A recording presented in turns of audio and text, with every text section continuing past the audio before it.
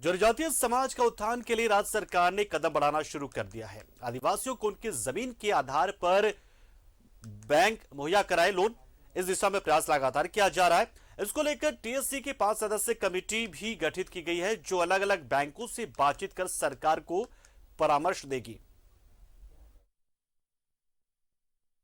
राज्य में आदिवासियों के पास भरपूर जमीन है, बावजूद इसके उस जमीन का वो सदुपयोग नहीं कर पा रहे।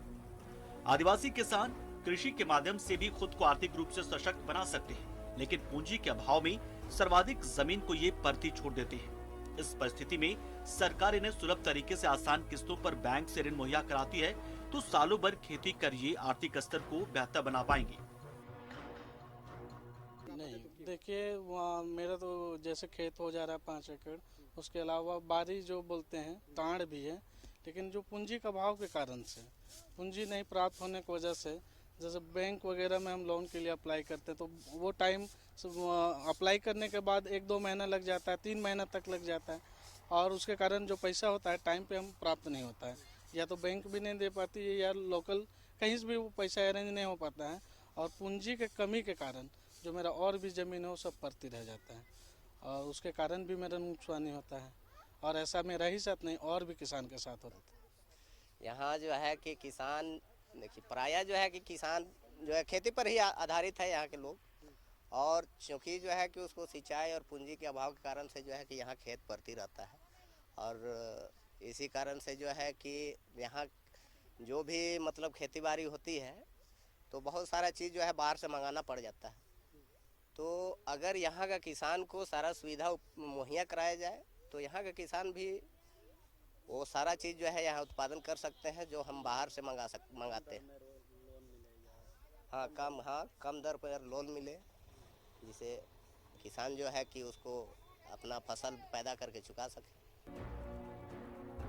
राज्य में आदिवासियों के पास जमीन होते हुए भी इसके आधार पर ऋण नहीं ले पाते हैं। दरअसल बैंक आदिवासी जमीन पर ऋण देने में कोई रुचि नहीं दिखाते, जिसका नतीजा ये हो रहा है कि शिक्षा, कृषि, उद्योग के क्षेत्र में ये समाज दिनों दिन पिछड़ते चले जा रहा है। यहाँ तक कि आवास बनाने में भी इस समाज को वंचित होना पड़ रहा है। इस समस्या का समाधान निकालने की दिशा में राज्य सरकार ने पहल शुरू कर दी है।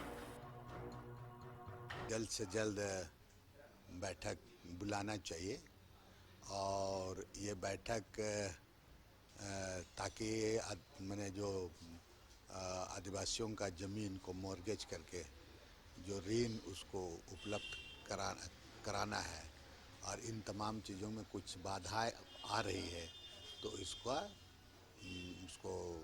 निष्पादन किया जा सके। और इसके संबंध में बैठक होने के बाद बैंक के पदाधिकारियों से करके कुछ रास्ता इसमें निकाला जाएगा, ताकि लोगों को जनजातीय समाज का आर्थिक उत्थान नहीं हो पाना एक मुख्य कारण है, जिसकी वजह से जनजातीय समाज हर एक मोर्चे पर। लिहाजा राज्य में हेमंत सोरेन की सरकार ने एक बेहतर प्रयास की शुरुआत की है। खुद मुख्यमंत्री हेमंत सोरेन ने विभिन्न बैंकों के पदाधिकारियों से बात कर ऋण मुहैया कराने की दिशा में आगे कदम बढ़ाने को कहा है।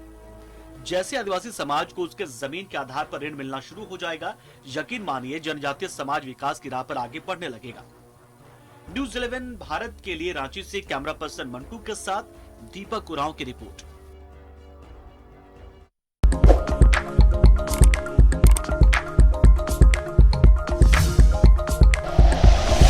Like and share videos, subscribe करें हमारा चैनल और प्रेस करें बेल आइकॉन। न्यूज़ 11 भारत, सच है तो दिखेगा।